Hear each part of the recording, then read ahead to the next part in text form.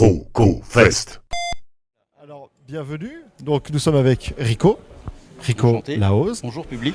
Donc, bonjour public, qui va donc nous présenter son projet 8-bit are enough. 8-bit are enough, qui est une distribution Linux pour Raspberry Pi minimum 4. En sachant que ça peut tourner en dessous, mais ça rame à mort. Voilà. Ok. Donc nous reprenons Voilà. en fichaille, ne vous inquiétez pas. Donc c'est une distribution Linux. Sur une base de Debian Lite, D'accord. ARM 64, pour Raspberry Pi minimum Pi 4. Ok, d'accord. À la base, c'était pour pouvoir développer. La base de la base, c'était pour avoir quelque chose sur Raspberry Pi, une petite distribution légère faite maison pour faire du dev nomade pour CPC. Voilà. Donc un éditeur de code avec 2-3 plugins ou add-ons et 2 émulateurs pour tester le code avant de l'injecter dans la vraie machine pour tests finaux. Pour l'Amstrad CPC, Et puis voilà, c'est ça ça. s'est étendu. Par aux extension, on m'a autres chauffé machines. un peu et j'ai rajouté pour du 8 bits essentiellement. Même si quelques émulateurs font du multiplateforme et dedans intègrent du 16 bits, c'est surtout pour une base de 8 bits, d'où le nom de la distribution 8 bits ça suffit. Exactement. 8 bits, ça suffit. Alors, l'idée, t'es venu quand et pourquoi? En fait, Claire Cheshire Cat avait fait un billet de blog rapide sur le site d'Amory, zilog.fr, sur le fait d'avoir un cross-dev ou une chaîne cross-dev pour CPC embarqué sur Raspberry Pi, sur une distribution totalement sur la distribution native du Raspberry. Et je me suis dit, ça aurait été sympa de faire un truc spécialement dédié au CPC, avec comment je pourrais dire ça, un code graphique qui rappelle essentiellement le CPC. Et donc j'ai fait quelques essais, des essais prometteurs. Claire a fait beaucoup de bêta-tests avec quelques conneries passées au travers sur certains fichiers de config. Je tairai ce qui était passé au travers. D'accord. Et on ne demandera pas. Donc en fait, elle est partie, alors ça, si je me trompe pas, ça doit être la révision 2023 avec un Pi 400 et un premier essai viable, on va dire, au moins exploitable, de ma distribution. Et dans le temps, j'ai amélioré, refait des faits, un script qui me permettait de générer une ISO. Et février-mars, à un moment donné, il faut se poser et se dire qu'on a quelque chose d'abouti qui est distribuable. Ok, très bien. Donc on va passer au côté, on va dire, pratique. Voilà. Tu vas nous présenter peut-être le matériel. Là, nous avons un Pi 400 avec un petit swap de clavier par rapport au modèle d'origine qui n'est pas du tout dans ce modèle de couleur-là. Ok. Et un peu plus loin à droite, nous avons un Pi 500 qui est donc l'avant-dernière génération, sachant que maintenant c'est le 500+, le dernier modèle de la fondation Raspberry Pi. Ok. Et celui-là, il est modé avec un ajout de SSD NVMe 256 Go. On pourrait s'étendre sur le sujet, mais là, c'est pas le propos. Donc, c'est plus pratique pour moi d'avoir un support interne, voilà. Et on va commencer par allumer le Pi 400. Ok, ça marche. Voilà. Donc je précise évidemment à la populace que je suis complètement néophyte. Donc si mes questions vous paraissent niaises, c'est pas grave, vous devrez vous en contenter. C'est surtout l'ami Rico qui va nous présenter vraiment son produit et son projet. Je te rassure JB, moi quand j'ai fait mes interviews sur le Vectrex et tout, j'avais vraiment bien l'air d'un pro. Ah, tu vois. Alors ça me rassure, c'est évidemment Piflion que Moi, vous venez pas du d'entendre. Et lui, pas du tout. Regardez comme il est à l'aise. Alors c'est un Pi 400 qui, à l'instar du Pi 500, son plus jeune frère, n'a que 4 Go de RAM. Et donc ça influe nettement sur le système de boot et en plus on boot sur une micro SD et ça influe d'autant plus sur la vitesse d'exécution du boot. Okay. Alors là, une fois qu'on a gravé l'ISO en passant par l'utilitaire de la Raspberry Pi Foundation qui est RP Imager, au premier démarrage on a quelque chose comme ça. Voilà, c'est l'écran de démarrage. Donc on est sur une distribution Linux, je vais dire classique, avec je me sers de XFCE comme environnement de bureau. Donc avec un gestionnaire de fichiers, on a un navigateur. C'est un petit peu long parce que là il est considéré comme étant premier démarrage, donc le temps qui s'acquitte de quelques configurations de premier démarrage. Donc là c'est Chromium, le pendant de Chrome en mode open source et débarrassé de certaines télémétries. Et encore là le terminal. Voilà, aux couleurs que certains reconnaîtront. Oui, bien particulière. Voilà, franchement dédié au CPC. Ouais, en franchement tout cas, ciblé. J'ai essayé. Non, c'est très bien.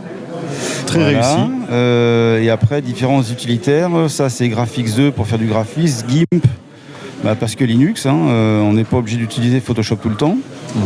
VS Code. Après, on rentre dans les émulateurs. Donc, Caprice 32, CPC-EC GTK. Là, c'est de la Game Boy. Là, c'est du Spectrum en multiplateforme avec différents modèles de Spectrum. Là, nous avons Gear Coleco, c'est de la ColecoVision. Ça, c'est de l'Atari 2600. Ça, c'est du multiplateforme, mais on est encore sur du Spectrum et du Sinclair. Là, on est sur du NES, donc ça doit être la NES tout court et pas la Super NES. Là, de la Gear, donc de la Master Game Gear. Game Gear, voilà, merci. Là, OpenMSX, c'est pour du MSX. Là, c'est ZSA RU, imprononçable. Donc, c'est pour encore du Spectrum. Et qui va jusqu'au Next, me semble-t-il. Là, Mednafen, c'est alors, pour pas vous raconter de bêtises, voilà les différents systèmes que cet émulateur peut gérer. Voilà. Donc Saturn, Sega Game Gear, PCFX, TurboGrafx, voilà, il y a tout un tas d'émulateurs. Alors je ne fournis pas les ROM, voilà. Pour des questions légales. Voilà, à vous de vous débrouiller. Quelques petites surprises pour ceux qui iront faire des tours du côté de MSX. Je n'en dis pas plus. Et puis après une corbeille, un retour desktop, avec une barre, avec une taskbar, somme toute classique. Une vraie distribution vraiment pensée pour, comme tu dis, en nomade, pouvoir avec juste cette distri en fait pouvoir développer et tester sur n'importe quel émulateur en fait. Donc là, VS Code, pour ceux qui connaissent, c'est un grand classique au niveau de l'interface. Et voici tous les add-ons qui sont préinstallés dans VS Code. Donc de quoi faire du basique sur CPC. Le C et la gestion des langues de l'interface. Ça, c'est juste ma petite touche pour les icônes et différentes add-ons graphiques propres à l'interface de VS Code. Ça aussi, et du NextBuild. Ça, c'est pour faire du Spectrum Next. Voilà. Okay. Et après, effectivement, comme c'est VS Code, vous avez accès, pour peu que ici vous soyez connecté ou en filaire ou en Wi-Fi, vous avez accès à toute la librairie add-on de Microsoft pour le store VS Code. Voilà. Vous pouvez, comme sur n'importe quelle distribution Linux, vous créez un vrai compte utilisateur. Oui, parce que là, en fait, on rentre encore dans le... Voilà, on est libre. Voilà, là, pour l'instant, on était encore en mode découverte et démonstration. Voilà. Donc, on double-clique dessus. Et voilà sur quoi vous arrivez. Donc encore ciblé... Fois, très typé CPC. Amstrad CPC. Donc, le nouveau nom de l'utilisateur, le mot de passe, la confirmation du mot de passe. Et une fois que vous avez cliqué sur OK, la machine s'éteint, reboot, exécute un script, s'éteint et reboot pour s'exécuter avec un vrai compte utilisateur. Et c'est là que, en fait, je vais pas le faire parce que la carte microSD est pour quelqu'un, donc je vais pas faire son travail à sa place. Donc on éteint. Voilà. Et on va basculer sur le Pi 500, qui lui a déjà été configuré pour moi, vu que c'est ma machine. Et là, vous voyez qu'il y a déjà un contrôle de route. Pour ceux qui ont Linux savent ce que ça veut dire. Et en fait, une fois ça déplie tout mon process d'installation. Donc détaillé sur chaque ligne. Et quand on ouvre avec VS Code, alors est-ce que je vais réussir à faire ça? Et voilà, ici, vous avez ma date de départ. Alors, est-ce que je vais réussir à faire ça? Et ça, c'est quand j'ai commencé à retravailler dessus parce que ça a été en suspens presque 1 an. Donc historiquement, il y a presque 4 ans, pour un néophyte complet qui n'y connaissait rien, il y a presque 4 ans de développement pour moi tout seul, voilà, sur ce projet-là. Donc ça, c'est mon log change, on va dire. Donc voilà, hein, il y a du taf. Il y a du boulot, hein. Ouais. Et ça commence à partir de là, avec le détail des fonctions, la fonction route, mes raccourcis de présentation, le détail du joli logo qu'on a au démarrage de l'installation. On arrive même à leur lire. Voilà, ma gestion des paquets à installer, mes différentes variables d'environnement pour traiter tout ça, mes couleurs dont j'ai besoin plutôt que d'avoir à taper des codes incompréhensibles.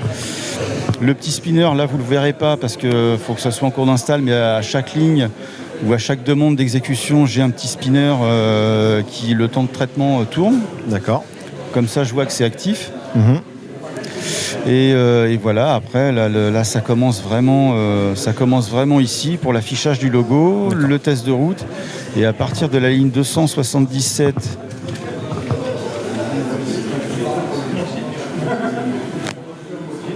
c'est long, hein. Ouais, mais on voit le boulot, quoi. Alors, c'est là où, évidemment, moi, je ne pipe absolument rien, mais je suis admiratif. T'es déjà largué depuis longtemps, toi. Donc, jusqu'à la ligne pas me dire ça. 688, qui est la fin. Voilà, c'est tout le process d'installation sur le support choisi à la base. Voilà. On vient de se faire rappeler à l'ordre par la régie qui trouve que je suis un peu trop long. Ouais, mais j'ai coupé en fait le timer.